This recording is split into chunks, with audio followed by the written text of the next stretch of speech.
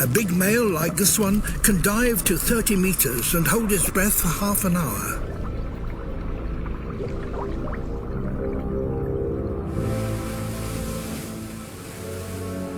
There are more than 7,000 individuals on Fernandina alone.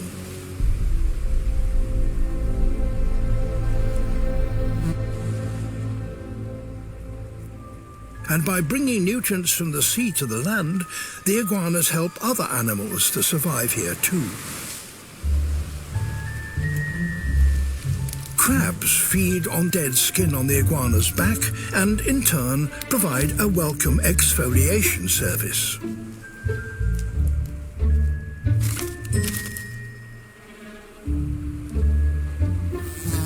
While smaller lizards prey on the flies that pester the colony.